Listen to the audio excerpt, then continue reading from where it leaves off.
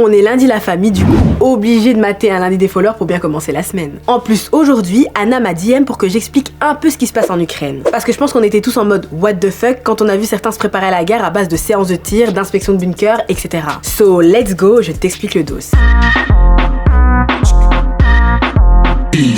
Bon, à l'heure où je te parle, vu la vitesse à laquelle avance ce conflit, les choses ont certainement dû bien évoluer, en pire ou en bien.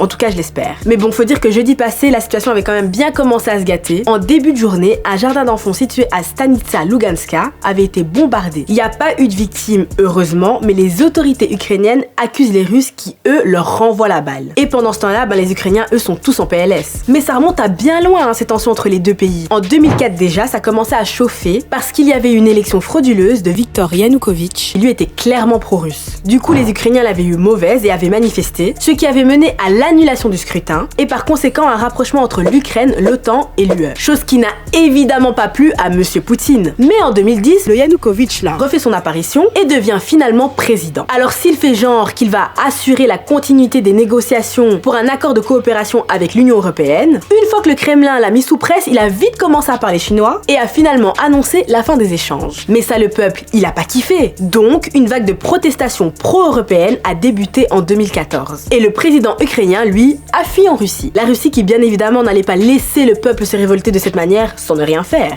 Alors, en mars 2014, la Russie annexe la Crimée, ancienne péninsule ukrainienne, dirigée par des pro-russes. Poutine signe alors avec eux un référendum non reconnu par les pays occidentaux. Puis, un mois plus tard, pour foutre un peu plus le dawa en Ukraine, Moscou décide de soutenir les séparatistes pro-russes dans le Donbass, situé à l'est du pays. Suite à cela, deux entités de ce territoire proclament leur indépendance. La République populaire de Donetsk et la République populaire de Lugansk, ce qui conduit directement à une guerre qui est toujours en cours actuellement et qui a fait plus de 13 000 morts à ce jour. Et Alexandra Goujon, maîtresse de conférence à l'université de Bourgogne et spécialiste de l'Ukraine, explique que si Poutine agit de la sorte, c'est parce qu'il considère que les anciens pays satellites de l'ex-URSS doivent rester dans le cercle russe. Pour lui, les Ukrainiens et les Russes ne forment qu'un seul peuple. L'Ukraine n'est pas un véritable État et c'est bien évidemment au Kremlin de décider de son sort. Puis comme tu peux t'en douter, il apprécie moyennement que l'Ukraine souhaite se rapprocher de l'OTAN, puisque lui son goal, tu l'auras compris, c'est d'empêcher tout élargissement de l'OTAN dans les anciens pays de l'URSS, pour éviter notamment que du matériel militaire pouvant atteindre son pays soit installé. Et pour rappel, l'OTAN c'est l'organisation du traité nord-atlantique, une organisation qui a été créée par plusieurs États occidentaux en pleine guerre froide, contre l'ex-URSS pour se protéger de l'Empire soviétique. Donc forcément des anciens pays du bloc soviétique qui veulent rejoindre l'OTAN, ça chez les Russes,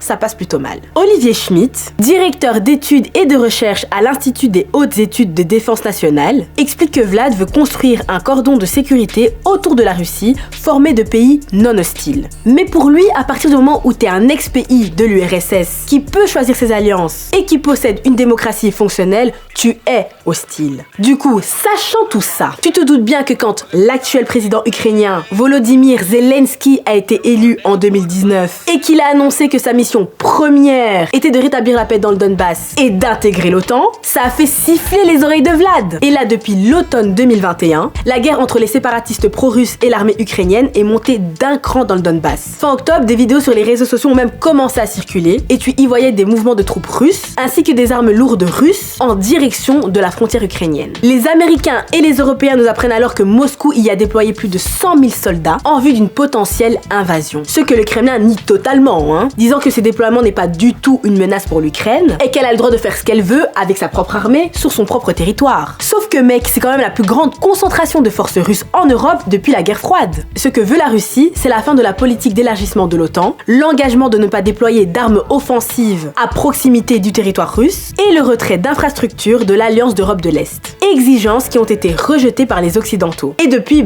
c'est à base d'enchaînement de négociations et de pourparlers entre différents chefs d'État. Ils tentent tous de trouver une issue diplomatique à cette crise, mais bon, ça a pas l'air d'avancer de ouf. Mercredi passé et jeudi passé, la Russie avait annoncé un retrait de ses troupes basées en Crimée, mais les USA entrent clairement dans la sauce en affirmant que, au contraire, les forces russes se sont renforcées aux abords de la frontière ukrainienne et selon le renseignement américain, 7000 soldats russes supplémentaires auraient été déployés. Puis faut dire que niveau com entre les deux pays, ça s'est fritassé. D'un côté, tu as Biden qui indique que la guerre pourrait être imminente et de l'autre, t'as Poutine qui dit qu'une issue diplomatique est encore possible. possible. De son côté, Olivier Schmitt, lui, estime qu'une invasion avec la prise d'un territoire et l'instauration d'une administration est peu probable. En revanche, des frappes aériennes ou au sol pour détruire des infrastructures ukrainiennes sont plus envisageables. Puis quand on regarde la Syrie, on voit bien que la Russie n'a aucun problème à soumettre le peuple en le visant par des frappes. Avis partagé par Alexandra Goujon, qui explique que ça ne ferait que générer des combats extrêmement meurtriers et impopulaires. De son côté, Isabelle Facon, spécialiste des politiques de sécurité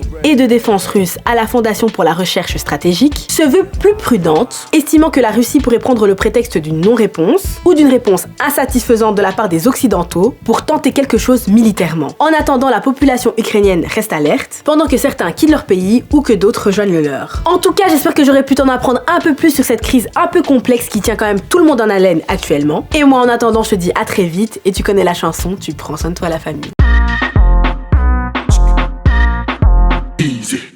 Et non, c'est pas encore fini, je suis encore là. Si t'as kiffé cette vidéo, n'hésite pas à t'abonner, liker, partager, et n'oublie pas, il y a une playlist rien que pour toi, spéciale Easy News.